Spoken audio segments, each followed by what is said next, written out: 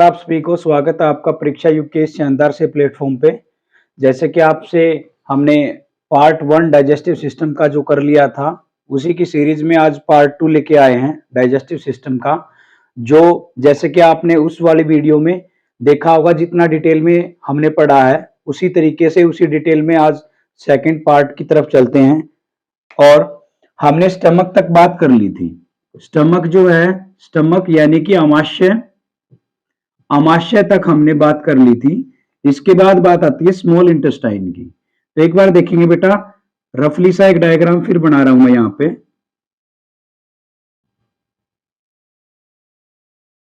Diagram से थोड़ा सा आपको बातें ज्यादा क्लियर हो जाती हैं, इसलिए डायग्राम साथ साथ बनाएंगे तो अच्छा रहेगा।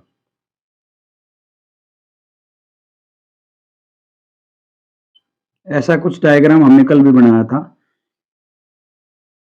यहां पे है अपेंडिक्स और यहां है एनस, ये है आपकी लार्ज इंटेस्टाइन और ये थी आपकी स्मॉल इंटेस्टाइन। तो एक बार बेटा देखेंगे ध्यान से, यहां पे जैसे ही स्टमक से भोजन नीचे की तरफ आता है, कल मैंने बताया था कि काइम जो है, काइम के रूप में भोजन स्टमक से स्मॉल इंटेस्टाइन की तरफ चलता है। और यहां आते समय इसको रास्ते में दो चीजें मिलती है। एक साइड होता है पेनक्रियाज, एक साइड होता है पेनक्रियाज यानी कि बेटा अग्नाशय, पेनक्रियाज को कहते हैं अग्नाशय। और दूसरे साइड होता है बेटा लीवर, दूसरे साइड होता है लीवर यानी कि यकृत। और लीवर के पास में होता है गाल ब्लैडर, गाल ब्लैडर यानी कि पित्ताशय। यहां चीजों को आप समझेंगे बिल्कुल गहराई से। जो हमने स्मॉल इंटेस्टाइन तक का जो रास्ता लेके आए हैं, स्मॉल इंटेस्टाइन से पहले आपको पेनक्रियाज और लीवर दोनों चीजों को डिटेल में समझना पड़ेगा, क्योंकि बहुत ही ज्यादा इंपॉर्टेंट है दोनों के दोनों। देखिए, पहले हम उठाते हैं लीवर के बारे में। लीवर की जो सेल्स होती हैं, सबसे पहली बात, लीवर की जो सेल्स होती है बेटा वो बनी होती हैं हेपेटिक सेल्स। लीवर की सेल्स को क्या नाम दिया जाता है? हेपेटिक सेल, हेपेटिक कोशिका, हेपेटिक सेल्स। और लीवर की स्टडी को कहा जाता है, स्टडी ऑफ लीवर को कहा जाता है हेपेटोलॉजी। स्टडी ऑफ लीवर को हम क्या बोलेंगे? हेपेटोलॉजी। और हेपेटिक सेल से लीवर बना होता है। और इनके अंदर एक सबसे विशेष बात यह है, हेपेटिक सेल्स की सबसे मेन बात क्या होती है बेटा, कि इनके अंदर रीजनरेशन की पावर ज्यादा होती है। रीजनरेशन यानी कि पुनः निर्माण, पुनः निर्माण की क्षमता सबसे ज्यादा होती है किसके अंदर? हेपेटिक सेल्स के अंदर, जिससे हमारा लीवर बना हुआ है। हेपेटिक सेल्स की सबसे ज्यादा पावर क्या है कि इनके अंदर रीजनरेशन की पावर सबसे ज्यादा है। सबसे अच्छी बात यह है कि ये अपने आप को रीजनरेट करती रहती हैं। यहां समझिए बात को, हेपेटिक सेल्स, हेपेटोलॉजी किसको कहा जाएगा? Study of liver. Liver is the heaviest, liver जो है heaviest and biggest gland of human body. मानव शरीर की सबसे बड़ी, यहां देखेंगे बेटा, मानव शरीर की सबसे बड़ी और भारी ग्रंथि, मानव शरीर की सबसे भारी और सबसे बड़ी ग्रंथि यानी कि बिगेस्ट सेल ऑर्गन जो है, बिगेस्ट ऑर्गन भी है ये और बिगेस्ट ग्लैंड भी है। सबसे बड़ी ग्रंथि भी है और सबसे भारी भी है। इसको हम ऑर्गन भी कह सकते हैं, इसको हम ग्लैंड भी कह सकते हैं। यानी कि ये अंग भी होता है और ये ग्रंथि भी होती है। Biggest cell and biggest organ in digestive system की अगर मैं बात करूं तो। यहां आगे चलेंगे, सबसे बड़ी और सबसे भारी ग्रंथि होती है लीवर। लीवर की स्टडी को कहा जाता है बेटे हेपेटोलॉजी। और लीवर की जो कोशिकाएं होती हैं, लीवर के अंदर कौन सी टाइप की कोशिकाएं होती हैं? वो होती है आपकी हेपेटिक कोशिका यानी कि हेपेटिक सेल्स। अब बात आती है मेल्स का लीवर जो होता है, यहां साइड लिख देता हूं बेटा। देखिए, मेल जो है उनका लीवर का वजन 1.4 टू 1.8 kg होता है। अब फीमेल की अगर मैं बात करूं तो फीमेल का लीवर जो है 1.2 से लेके 1.4 केजी होता है। मतलब 1200 ग्राम से 1400 ग्राम का फीमेल का लीवर और 1400 ग्राम से 1800 ग्राम का मेल का लीवर। मेल और फीमेल के लीवर का अगर मैं वेट की बात करूंगा तो 1.4 टू 1.8 मेल का और फीमेल का 1.2 टू 1.4 हो जाएगा। अब देखिए आगे बात क्या है। लीवर जो होते हैं इसका मेन काम है लीवर का सिग्रेशन ऑफ बाइल जूस।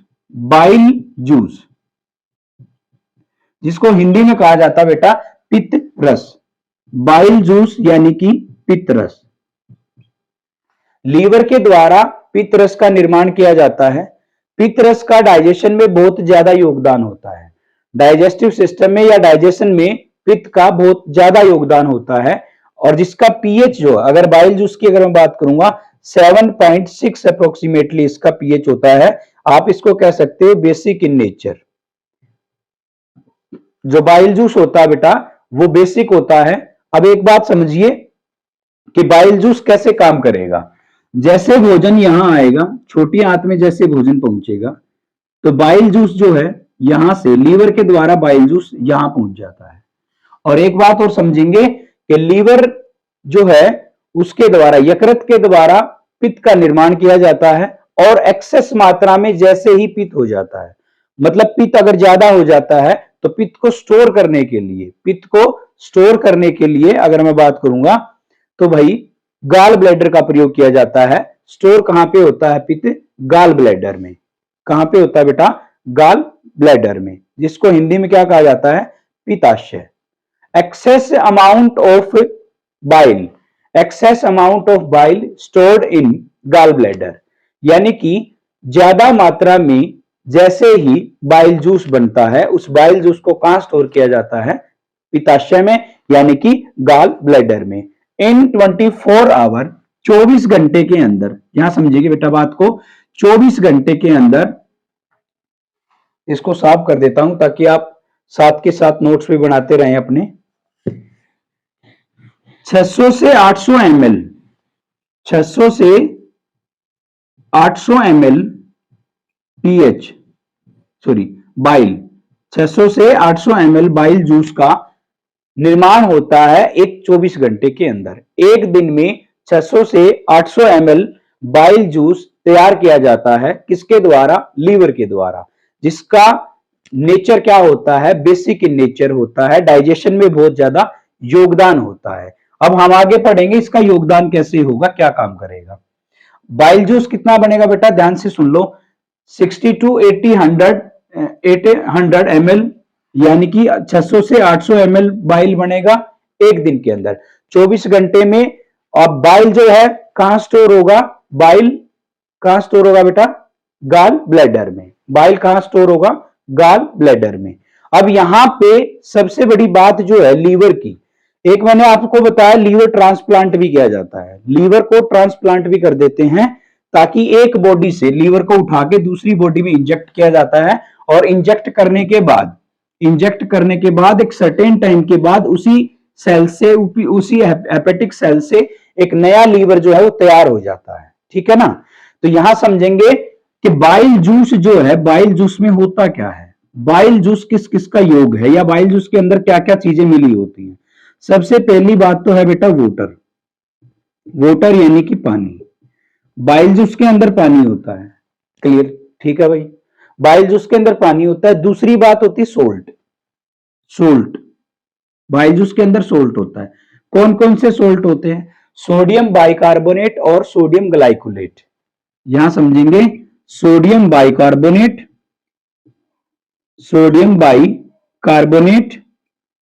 और सोडियम ग्लाइकोलेट।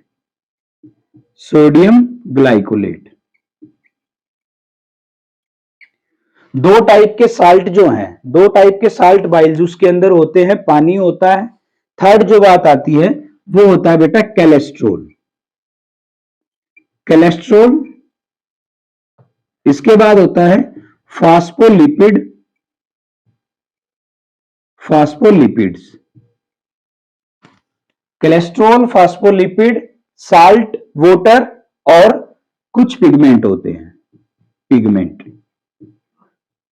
लीवर के अंदर दो टाइप के मेनली पिगमेंट पाए जाते हैं। एक होता है आपका विलीवार्डिन, एक होता है विलीवार्डिन, और second one is bilirubin. Bilirubin and biliverdin. Bilirubin and biliverdin जो है, इसका कलर होता है बेटा ग्रीन यानी कि हरा, और ब्लूरुबिन का कलर होता है पीला। हरा और पीला दो पिगमेंट पाए जाते हैं बाइल जूस के अंदर। अब आगे की बात क्या है, बाइल जूस का जो मेन काम होता है वो होता है एसिडिक भोजन को क्या कर देना, बेसिक कर देना। यहां एक बात समझिए, बाइल जूस के अंदर कोई भी एंजाइम नहीं है। बाइल जूस के अंदर no enzyme is present, no enzyme present. सबसे मेन इंपॉर्टेंट बात है नोट डाउन करने की, बाइल जूस के अंदर कोई भी पिगमेंट नहीं होता, सॉरी एंजाइम नहीं होता है, फिर भी बाइल जूस डाइजेशन में हेल्प करता है। मेन इंपॉर्टेंट बात है, नोट कर लेंगे, बाइल जूस के अंदर कोई भी एंजाइम नहीं होता है, फिर भी बाइल जूस डाइजेशन में हेल्प करता है। No enzyme present in bile juice but also useful in digestion, also useful in digestion. इसके बाद आगे की बात समझेंगे, बाइल जूस के द्वारा किसका डाइजेशन होता है। बाइल जूस जो है, बाइल जूस के द्वारा किसका डाइजेशन होता है। बाइल जूस को मिलाया जाता है लिपिड्स के अंदर। किसके अंदर बेटा, लिपिड्स के अंदर या फैट के अंदर। और लिपिड्स को बाइल जूस किसमें कन्वर्ट कर देता है, फैटी एसिड में। किसमें बेटा, फैटी एसिड में। हिंदी वाले समझेंगे वसीय अमल में। वसीय अमल में लिपिड्स को तोड़ देता है कौन, बाइल जूस। यहां तक की बात मेरे हिसाब से आपको क्लियर हुई होगी, और यही कहलाता है डाइजेशन ऑफ फैट। और डाइजेशन ऑफ फैट के लिए एक पर्टिकुलर नेम होता है जिसको हम कहते हैं इमल्सिफिकेशन। इमल्सिफिकेशन, इसका नाम होता है बेटा इमल्सिफिकेशन। हिंदी माध्यम वाले समझेंगे पायसीकरण, पायसीकरण। Digestion of fat is called emulsification. Hindi वाले समझेंगे वसा के पाचन को पायसीकरण कहा जाता है। अब ये इसको किस में तोड़ देता है, फैटी एसिड में तोड़ देता है, फैटी अम्ल में तोड़ देता है। आगे की बात चलेंगे, आगे हेडिंग डालेंगे फंक्शन ऑफ लीवर। लीवर के फंक्शन क्या क्या है। Function of liver,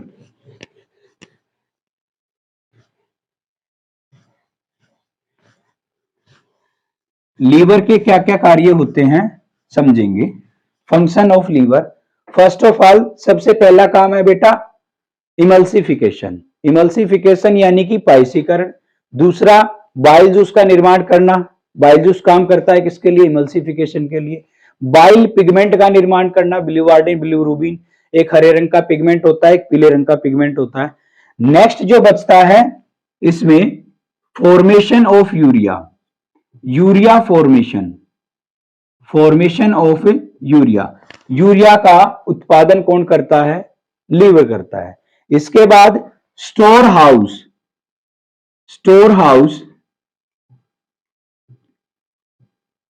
store house of glycogen, store house of glycogen.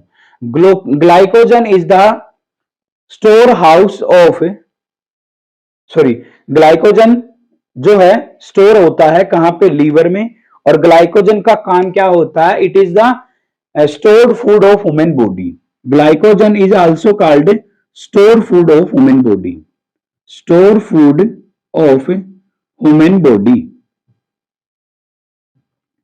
मानव शरीर का संग्रहित भोजन। हिंदी वाले समझेंगे मानव शरीर का संग्रहित भोजन क्या होता है, तो आपका आंसर हो जाएगा बेटा ग्लाइकोजन। ग्लाइकोजन कहां पे स्टोर होता है, लीवर में। इसके बाद आगे समझेंगे vitamin A, vitamin D, vitamin E and vitamin K, that is fat soluble vitamin, fat soluble vitamin. वसा में घुलनशील विटामिन, इन सब का स्टोर करता है लीवर। वसा में घुलनशील vitamin, vitamin A, vitamin D, vitamin E and vitamin K. And water soluble vitamin होते हैं बेटा B and C. Water soluble vitamin होंगे vitamin B and vitamin C. इसके बाद आगे चलेंगे डिटॉक्सिफिकेशन। डिटॉक्सिफिकेशन डिटॉक्सिफिकेशन यहां समझेंगे जहरीले पदार्थों को निष्क्रिय कर देता है। जहरीले पदार्थों को निष्क्रिय कर देता है। डिटॉक्सिफिकेशन जहरीले पदार्थों का प्रभाव कम कर देता है, डिटॉक्सिफिकेशन कर देता है। नेक्स्ट जो बचता है फॉर्मेशन ऑफ कोलेस्ट्रॉल, जैसे कि मैंने वहां लिख रखा है, कोलेस्ट्रॉल का फॉर्मेशन करता है। Cholesterol formation that is the main point of liver, that is the main point of liver and function of liver. Next जो चलते हैं बेटा सेकंड जो है पेनक्रियाज। पेनक्रियाज मतलब अग्नाशय। अग्नाशय जो होता है इसके अंदर 4 टाइप की सेल्स पाई जाती हैं। यहां पे समझेंगे अग्नाशय जो है उसके अंदर 4 टाइप की सेल्स पाई जाती हैं। पेनक्रियाज की डिस्कवरी जो है लेंगरहंस के द्वारा की गई थी। पेनक्रियाज की डिस्कवरी लेंगरहंस के द्वारा की गई थी और इसके अंदर 4 प्रकार की सेल्स होती हैं। लेंगरहंस के द्वारा इसकी खोज की गई थी। लेंगरहंस के द्वारा इसकी खोज की गई थी पेनक्रियाज की। इसके अंदर 4 टाइप की सेल्स होती हैं। 4 टाइप्स की सेल्स होती हैं। एक होती है अल्फा सेल्स, दूसरी होती है बीटा सेल, तीसरी होती है गामा सेल, तीसरी होती है गामा सेल्स और फोर्थ होती है एफ सेल्स। ध्यान से सुनेंगे बेटा। लेंगरहंस के द्वारा पेनक्रियाज की खोज की गई थी। पेनक्रियाज के अंदर 4 प्रकार की कोशिकाएं होती हैं, alpha beta gamma and F cell. और यहां समझेंगे अल्फा बीटा गामा इन तीनों के द्वारा हार्मोन रिलीज किया जाता है। हार्मोन रिलीज किया जाता है। अगर आपको यह पता करना है कि कौन सा हार्मोन है या कौन सा हार्मोन क्या काम करता है तो आप हमारी ग्लैंड्स की जो वीडियो है उसमें देख लेंगे। प्ले स्टोर पे जाएंगे, सॉरी प्लेलिस्ट में जाएंगे और जैसे ही प्लेलिस्ट को खोलेंगे आप बायोलॉजी के नाम से प्लेलिस्ट मिलेगी। वहां पे आपको ग्लैंड्स के 2 टाइप मिलेंगे, एक्सोक्राइन एंडोक्राइन। अलग अलग आपको पार्ट मिल जाएंगे, glands part 1 and glands part 2। वहां पे जाके डिटेल में इन चीजों को समझ सकते हैं। इसके बाद समझेंगे एफ सेल। एफ सेल के द्वारा एंजाइम रिलीज किया जाता है। एफ सेल के द्वारा एंजाइम होता है और एफ सेल के द्वारा एक जूस जो है वो रिलीज किया जाता है जिसको हम पेनक्रिएटिक जूस बोलते हैं, जिसको हम पेनक्रिएटिक जूस बोलते हैं। और एंडोक्राइन और एक्सोक्राइन दोनों टाइप की सेल्स का ये काम करता है, दोनों टाइप की ग्लैंड्स का ये काम करती है। ये चारों सेल्स जो होती हैं इनमें से देखिए बेटा हार्मोन रिलीज करने वाली जो होती हैं उनको कहा जाता है एंडोक्राइन। हार्मोन रिलीज करने वाली को एंडोक्राइन करते हैं यानी कि अंतःस्रावी ग्रंथियां, और जो एंजाइम रिलीज करते हैं उनको एक्सोक्राइन कहते हैं यानी कि बहिस्रावी ग्रंथियां। और एक्सोक्राइन और एंडोक्राइन दोनों को अगर आप मिक्स कर देंगे तो वो बन जाएगा मिक्स्ड ग्रंथि या मिक्स्ड ग्लैंड। और मिक्स्ड ग्लैंड कौन सी होती है आपकी बॉडी में? Pancreas. Pancreas is the mixed gland. एक बात और समझेंगे, इन चारों सेल्स को आइसोलेट्स ऑफ लैंगरहंस कहते हैं। आइसोलेट्स ऑफ लैंगरहंस कहते हैं, लैंगरहंस कहते हैं। हिंदी वाले समझेंगे लैंगरहंस की द्वीपिकाएं, लैंगरहंस की द्वीपिकाएं। इसके द्वारा एंजाइम रिलीज किया जाता है और पेनक्रिएटिक जूस जो है वो बनाया जाता है। पेनक्रिएटिक जूस जो है वो 3 टाइप से काम करता है। अब आपको यहां समझना है बातों को। पेनक्रिएटिक जूस जो होता है उसके अंदर एंजाइम पाया जाता है और एंजाइम जो होते हैं 3 अलग अलग प्रकार के एंजाइम हैं, वो यहां देखेंगे। पेनक्रियाज के अंदर एक होता है बेटा लाइपेज एंजाइम, एक होता है अमाइलेज एंजाइम। एक एंजाइम आपने माइलेज टाइलिन के नाम से पढ़ा था जो आपके माउथ में था, जिसने क्या किया था ये कमेंट करके जरूर बताएंगे। टाइलिन अमाइलेज नाम के एंजाइम के द्वारा क्या कार्य किया जाता है ये कमेंट सेक्शन में मुझे बताएंगे। लाइपेज, माइलेज और ट्रिप्सिन, लाइपेज, अमाइलेज और बेटा ट्रिप्सिन। अब देखिए लाइपेज जो है वो किस में मिल जाएगा? लिपिड्स के अंदर मिल जाएगा। लाइपेज जो है लिपिड्स के अंदर मिलकर लिपिड्स को क्या बना देगा? फैटी एसिड बना देगा, फैटी एसिड बना देगा। माइलेज जो है वो किस में मिलेगा, कार्बोहाइड्रेट्स के अंदर मिल जाएगा। कार्बोहाइड्रेट्स के अंदर मिलने के बाद कार्बोहाइड्रेट को किस में कन्वर्ट कर देगा, माल्टोज में कन्वर्ट कर देगा बेटा। इसके बाद ट्रिप्सिन जो है ये किसके अंदर मिलता है, ये प्रोटीन के अंदर मिल जाता है और ये इसको किस में तोड़ देता है, पेप्टोन में या पेप्टाइड में कन्वर्ट कर देता है। पेप्टोन या पेप्टाइड के अंदर इसको कन्वर्ट कर देता है। बात समझिए, लाइपेज, अमाइलेज, ट्रिप्सिन, तीन टाइप के एंजाइम जो हैं वो किसके द्वारा रिलीज किए गए हैं, पेनक्रियाज के द्वारा, पेनक्रेटिक जूस के अंदर होते हैं। और पेनक्रेटिक जूस के अंदर लाइपेज, माइलेज, ट्रिप्सिन जो है, लाइपेज का काम होता है डाइजेशन ऑफ फैट, माइलेज का काम होता है डाइजेशन ऑफ स्टार्च या कार्बोहाइड्रेट, और ट्रिप्सिन का काम होता है बेटा डाइजेशन ऑफ प्रोटीन। और प्रोटीन को किस में कन्वर्ट कर देगा, पेप्टोन या पेप्टाइड में। कार्बोहाइड्रेट को किस में बदल देगा, माल्टोज में। लिपिड्स को किस में बदल देगा, फैटी एसिड में। जबकि फैटी एसिड में किसने भी बदल दिया था, बाइल जूस ने भी। तो वसा जो होता है, फैट जो होता है, उसको पाचन करने में सबसे ज्यादा टाइम लगता है। और वसा के पाचन के लिए देख लीजिए, यहाँ पे भी आपको दिखाई दे रहे होंगे कि दो दो, जैसे बाइल जूस ने भी काम किया इसके ऊपर, और यहाँ पेनक्रियाज के पेनक्रेटिक जूस ने भी काम किया है। ये दो बातें आपको समझ में आ गई होंगी, पेनक्रियाज की बात भी समझ में आ गई और आपको लीवर की बात भी समझ में आ गई है। लीवर और पेनक्रियाज दोनों मेन काम करते हैं। अब मेन बात ये आती है बेटा कि लीवर और पेनक्रियाज को, लीवर को पेनक्रेटिक जूस कितना बनता है, ये बात और यहाँ पे बचती है। पेनक्रेटिक जूस जो होता है एक दिन के अंदर यानी कि 24 आवर्स में 1 लीटर बनता है।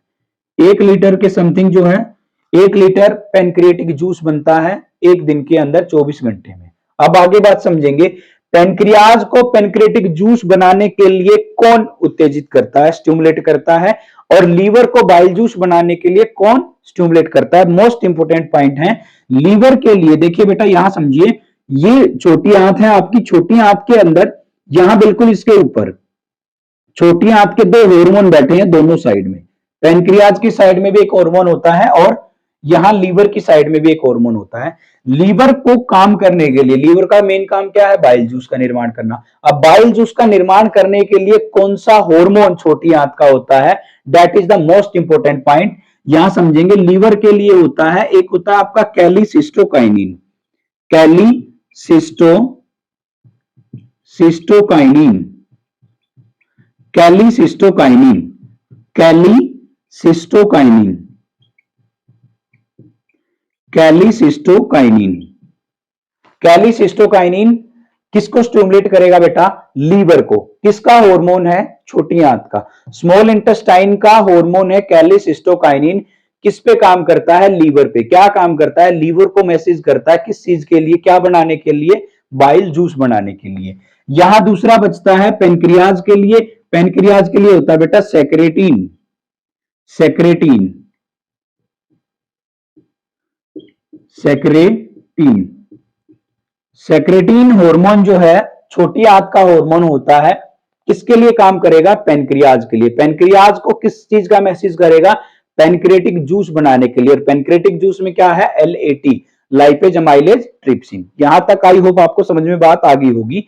आगे की तरफ चलते हैं। आगे आपका आता है स्मॉल इंटेस्टाइन। स्मॉल इंटेस्टाइन की लंबाई बेटा 6 to 6.25 होती है और इसका डायमीटर यानी कि 1 इंच होता है। यहां समझिए, छोटी आंत को छोटी आंत क्यों बोला जाता है, तब तक आप एक बार स्क्रीनशॉट ले लेंगे। जो बच्चे साथ साथ नोट नहीं बना रहे हैं वो स्क्रीनशॉट ले सकते हैं, फिर उसके बाद आगे की तरफ चलेंगे। चलिए,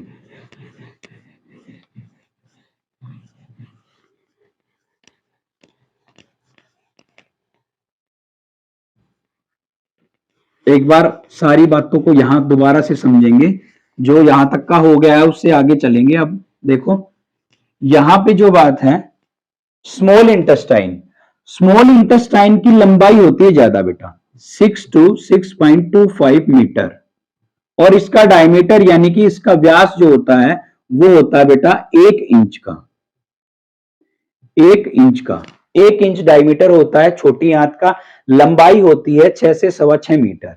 इसके बाद लार्ज इंटेस्टाइन को भी यहां साथ में कर लेते हैं। लगभग 1 मीटर के आसपास, 1.25 मीटर के आसपास इसकी लंबाई होती है। और इसका डायमीटर यानी कि व्यास जो होता है बेटा वो 3 इंच का होता है। इसका डायमीटर जो है 3 इंच का होता है। इसके डायमीटर के बेस पे छोटी आंत को डायमीटर के बेस पे छोटी बोला जाता है, जबकि उसकी लंबाई ज्यादा होती है। और बड़ी आंत को उसके डायमीटर के बेस पे बड़ा बोला जाता है, क्योंकि उसकी लंबाई छोटी होती है लेकिन डायमीटर जो होता है उसका बड़ा होता है, यानी कि डायमीटर 3 इंच का होता है। बड़ी आंत का डायमीटर 3 इंच का, छोटी आंत का डायमीटर 1 इंच का। इसलिए लंबाई ज्यादा होने के बाद भी हम जो छोटी आंत है उसको लंबाई ज्यादा होने के कारण भी छोटी आंत बोलते हैं, और बड़ी आंत की लंबाई कम होने के कारण भी उसको बड़ा इसलिए बोला जाता है क्योंकि उसका डायमीटर बेटा 3 इंच का होता है। यहां तक की बात आई होप आपको क्लियर होगी होंगी। अब देखिए, जो छोटी आंत है उसके 3 पार्ट होते हैं। फर्स्ट होता है डुडेनम, सेकेंड वन इज जुजेनम, और थर्ड होता है इलियम। डुडेनम, जुजेनम और इलियम। और ये सारा प्रोसेस जो खाना आया है वो सारा का सारा यहां पहुंचता है, यानी कि फर्स्ट पार्ट में, डुडेनम में। और आपसे क्वेश्चन ये आता है डाइजेशन कहां पे कंप्लीट होता है, कौन से ऑर्गन में डाइजेशन कंप्लीट होता है, तो बेटा उसका राइट आंसर होगा स्मॉल इंटेस्टाइन। स्मॉल इंटेस्टाइन में आकर डाइजेशन कंप्लीट हो जाता है। डुडेनम, जुजेनम, इलियम 3 टाइप के होते हैं। इलियम के अंदर विलाई होती है, विलाई होती है। विलाई जो होती है, जैसे यहां समझेंगे, ऐसे ऐसे करके विलाई बनी होती है इलियम के अंदर। इलियम के अंदर विलाई होती है। उस विलाई का मेन फंक्शन होता है, विलाई का जो मेन फंक्शन है इसके अंदर एब्जॉर्प्शन, एब्जॉर्प्शन करना। किसका एब्जॉर्प्शन करना? Absorption of nutrition, absorption of nutrition, यानी कि पोषक तत्वों का अवशोषण करना। जो पोषक तत्व ऐसे हैं जिनका डाइजेशन नहीं हुआ है उनका एब्जॉर्प्शन कर लेता है कौन? विलाई। और विलाई कहां प्रेजेंट है? छोटी आंत के थर्ड पार्ट में। छोटी आंत का थर्ड पार्ट कौन सा है बेटा? इलियम। यहां तक बात क्लियर है?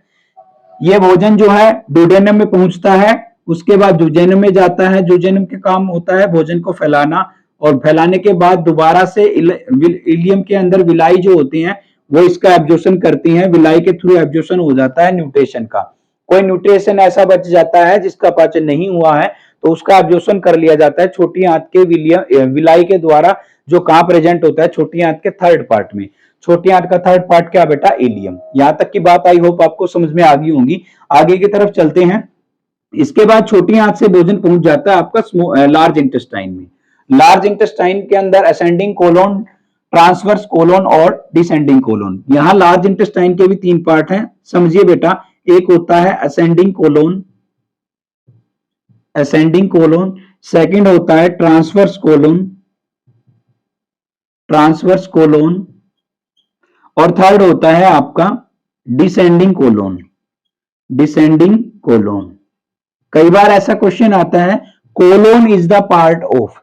कोलोन किसका पार्ट है? स्मॉल इंटेस्टाइन का, लार्ज इंटेस्टाइन का, स्टमक का, लीवर का। तो आपका राइट आंसर हो जाएगा बेटा लार्ज इंटेस्टाइन का। लार्ज इंटेस्टाइन का पार्ट होता है कोलोन, यानी कि असेंडिंग कोलोन। असेंडिंग कोलोन होता है बेटा ये ऊपर की तरफ जाता हुआ, ट्रांसवर्स होता है ये, और नीचे की तरफ आता है जो, इसको बोला जाता है डिसेंडिंग कोलोन। और यहां होता है रेक्टम, यहां होता है बेटा रेक्टम।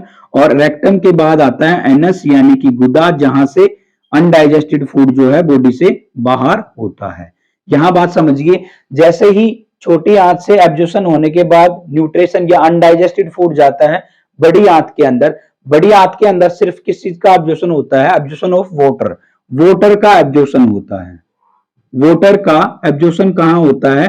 लार्ज इंटेस्टाइन में। वाटर एब्जॉर्प्शन जो होता है बेटा वो होगा लार्ज इंटेस्टाइन में, यानी कि पानी का अवशोषण कहां होगा? बड़ी आंत में। पानी का अवशोषण कहां होगा? बड़ी आंत में। न्यूट्रिशन का अवशोषण होगा बेटा छोटी आंत में। जैसे ही भोजन छोटी आंत से बड़ी आंत में पहुंचता है, और बड़ी आंत में पहुंचने के बाद पानी का अब्जॉर्प्शन होता है, और अनडाइजेस्टेड फूड जो है वो एनएस के थ्रू बॉडी से बाहर हो जाता है, रिलीज हो जाता है। एक बात और समझेंगे, यहां मोस्ट इंपोर्टेंट बात ये होती है, लार्ज इंटेस्टाइन को हम हाउस ऑफ बैक्टीरिया भी कहते हैं, जीवाणुओं का घर कहते हैं। लार्ज इंटेस्टाइन को बेटा जीवाणुओं का घर कहते हैं। और क्यों कहते हैं समझिए बात को। लार्ज इंटेस्टाइन के अंदर ई कोलाई, एस्चीरिया कोलाई जो है ये एक बैक्टीरिया पाया जाता है, जिसको हम शॉर्ट में ई कोलाई के नाम से जानते हैं। E coli bacteria present in the large intestine. हमारी बड़ी आंत के अंदर ई कोलाई नाम का एक बैक्टीरिया होता है जो उसके अंदर प्रेजेंट होता है। इसका क्या काम होता है। जैसे ही अनडाइजेस्टेड फूड आया, एक बात को समझिए, जैसे ही अनडाइजेस्टेड फूड आया उसके अंदर ई कोलाई जैसे ही ऐड होगा, ई कोलाई अनडाइजेस्टेड फूड के अंदर ऐड होते ही ये फैसिस बन जाता है बेटा, फैसिस बन जाता है जिसको हम कहते हैं मल। और ये मल जो है एनएस के थ्रू बॉडी से बाहर होता है। ई कोलाई के बीच में और लार्ज इंटेस्टाइन के बीच में सिम्बायोटिक रिलेशन होता है। बात बेटा ध्यान से समझिए, ई कोलाई बैक्टीरिया जो है आपके लार्ज इंटेस्टाइन के अंदर होता है, इसी के कारण लार्ज इंटेस्टाइन को हाउस ऑफ बैक्टीरिया कहते हैं, हाउस ऑफ बैक्टीरिया कहते हैं, जीवाणुओं का घर कहते हैं। ये जो बैक्टीरिया है इसके अंदर अनडाइजेस्टेड फूड के अंदर मिलने के बाद फैसिस यानी कि मल के रूप में बदल जाता है और ये मल जो है एनएस के थ्रू बॉडी से बाहर हो जाता है। अब मेन जो बात मैंने बताई है, ई कोलाई, एस्चेरिया कोलाई और लार्ज इंटेस्टाइन के बीच में बेटा, लार्ज इंटेस्टाइन के बीच में और ई कोलाई के बीच में एक रिलेशन होता है जिसको हम सहजीवन संबंध बोलते हैं, जिसको हम सहजीवन संबंध बोलते हैं, सिम्बायोटिक रिलेशन जिसको इंग्लिश में कह सकते हैं। ई कोलाई और लार्ज इंटेस्टाइन के बीच में एक रिलेशन होता है जिसको हम बोलते हैं सिम्बायोटिक रिलेशन। कौन सा relation? Symbiotic relation, symbiotic relation जिसको हिंदी में कहा जाता है बेटा सहजीवन संबंध, सहजीवन संबंध, सहजीवन संबंध किस किस के बीच में? बड़ी आंत के बीच में और एस्चेरिया कोलाई बैक्टीरिया के बीच में। कौन सा रिलेशन होगा? Symbiotic relation. सिम्बायोटिक रिलेशन बेटा वो होता है जिसमें एक चीज दूसरे को कुछ देती है और दूसरी चीज बदले में उसको कुछ देती है। तो जैसे यहां सिम्बायोटिक रिलेशन इसके अंदर कैसे बनेगा? ई कोलाई को लार्ज इंटेस्टाइन में रहने की जगह मिलती है और लार्ज इंटेस्टाइन को ई कोलाई उसके बदले में विटामिन के, विटामिन के, vitamin K and vitamin D में जो है वो प्रोवाइड करता है।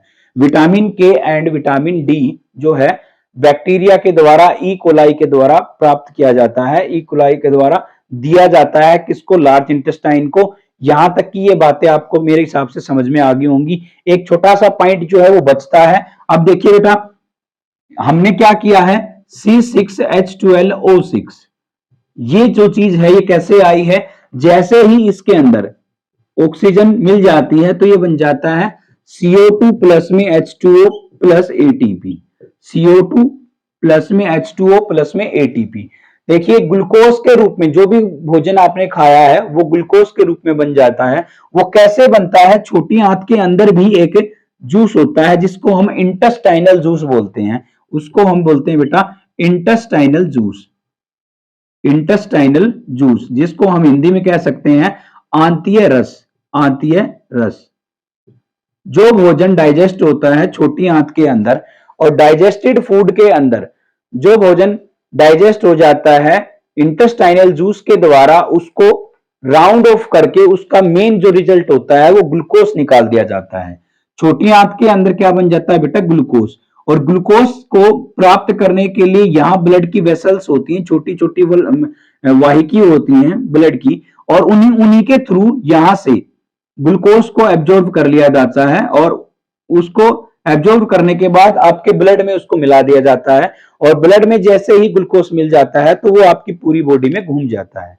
इंटेस्टाइनल जूस के द्वारा ग्लूकोज तैयार किया जाता है, इंटेस्टाइनल जूस के द्वारा C6H12O6 यानी कि ग्लूकोज तैयार किया जाता है। और जैसे ही ये ब्लड के अंदर जाता है और ब्लड के अंदर जाने के बाद ऑक्सीजन के संपर्क में आता है तो इससे आपको क्या मिलता है? CO2 प्लस H2O प्लस में ATP। और ATP जो है बेटा इसकी फुल फॉर्म होती है एडिनोसाइन ट्राइफॉस्फेट, और ATP जो है एनर्जी के रूप में आपको मिल जाती है और इसी से आप जो भी भोजन खाते हो उस भोजन से आपका को एनर्जी मिल जाती है और काम करने की क्षमता आपकी बढ़ जाती है। ATP जो है वो एनर्जी का एक सोर्स होता है, एनर्जी की एक फॉर्म होती है जो आपको कहां से मिलेगी? ग्लूकोज से मिलेगी। और ग्लूकोज किसने बनाया है? इंटेस्टाइनल जूस ने, यानी कि कहां पे होता है ये? स्मॉल इंटेस्टाइन के अंदर होता है। तो आई होप आपको ये सारी बातें अच्छे तरीके से डिटेल में समझ में आ गई होंगी। अब जिन बच्चों ने नोट्स बनाए हैं वो बहुत अच्छी बात है, जिन्होंने नोट्स नहीं बनाए हैं वो स्क्रीनशॉट जिन्होंने ले रखे हैं तो वो अपने एक पर्टिकुलर नोट्स बना लेंगे और आने वाले अपडेट के लिए जुड़ जाएंगे। आगे आप कमेंट सेक्शन में मुझे बता सकते हैं कि आपको कौन सा टॉपिक जो है बायोलॉजी का अभी चाहिए है, वही टॉपिक हम आपको ऐसे ही डिटेल में देने की पूरी कोशिश करेंगे। तो आज का सेशन जो है बहुत ही ज्यादा मजेदार रहा है। 2 सेशंस में हमने डाइजेस्टिव सिस्टम को कंप्लीट कर लिया है। तो आप जरूर से भी जरूर दोनों पार्ट देखेंगे। दोनों पार्ट कंप्लीट देखने के बाद आपको सिर्फ रिवीजन की जरूरत पड़ेगी, दोबारा किसी से पढ़ने की कोई भी आवश्यकता नहीं है। तो अगर आपको इस चीज में कोई दिक्कत है या संदेह लग रहा है, तो आप कोई भी एग्जाम का पेपर, किसी भी एग्जाम में कोई भी डाइजेस्टिव सिस्टम से कोई क्वेश्चन आया है तो उसको लगा के देखेंगे तो आपको बखूबी बहुत अच्छे तरीके से सोल्व कर पाएंगे, अगर आपने अच्छे तरीके से ध्यान दिया है तो चलिए सेशन को, अगर आपको अच्छा लगा है तो सेशन को शेयर कर दीजिए, लाइक कर दीजिए, और अब तक चैनल को सब्सक्राइब नहीं किया है तो चैनल को सब्सक्राइब कर लीजिए, ताकि आपको आने वाले अपडेट हमारी तरफ से मिलते रहेंगे। चलिए, आपके फ्यूचर के लिए बहुत बहुत शुभकामनाएं। Thank you so much.